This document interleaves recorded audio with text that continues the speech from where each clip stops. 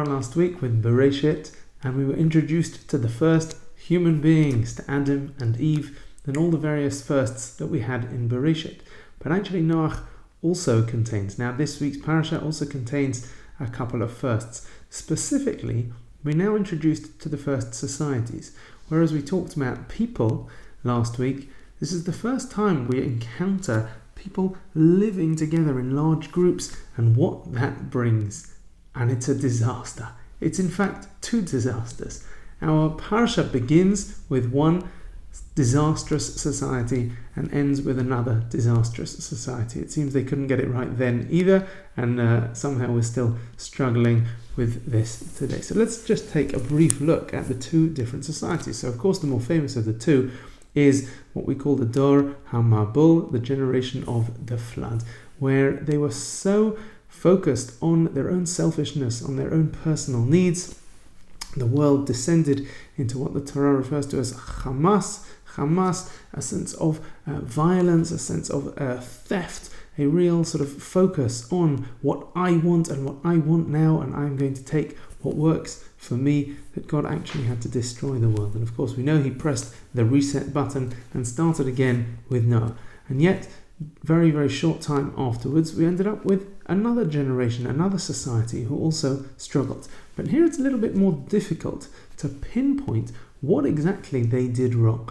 The Torah refers to them as the Dor, or we refer to them as the Dor Haflaga, some sort of society which ultimately gets divided, gets dispersed across the entire world. But what exactly did they do wrong? So for those who are able to join us in Shul over Shabbat, we'll hopefully have a slightly longer discussion about some of, I think, a particular point that they struggled with. But there's another one which I'd like to note.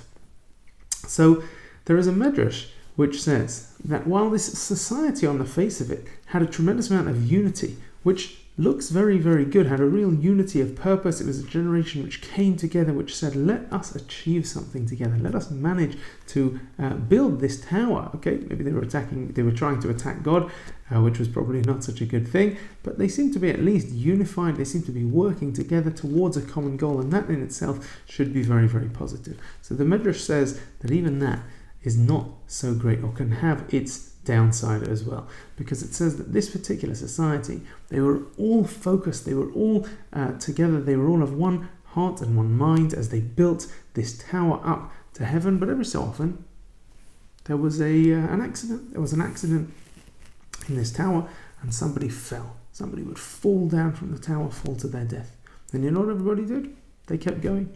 Just kept building, because it's just the sacrifice of one individual for the sake of the whole, that we are a society which is focused on this very, very important project, and that person as well was very focused on this important project, and they just want us to get on with it. If a brick fell, says the Medrash, oh my goodness, then everybody would stop, everybody would be terribly upset, because this is such an important part. The bricks were very, very difficult to make in those days, very, very hard. That was their key technology at the time, one of their key technologies at the time, to be able to build this tower. And so they were much more concerned about the bricks, much more concerned about their mission, much more concerned about where they were headed, their unified society, than they were about each individual.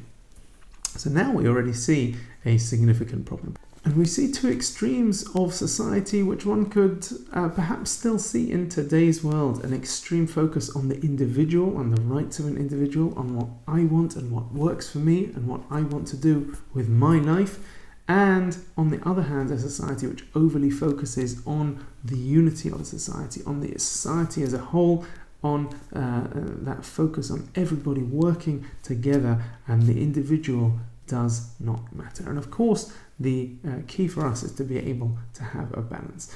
Now, you and I are perhaps not running a society, but I do think this is a very, very relevant lesson for us in so many areas of our life. All of us are involved in teams in some way or another, in all sorts of areas, whether it's in our jobs or in our sort of more communal lives.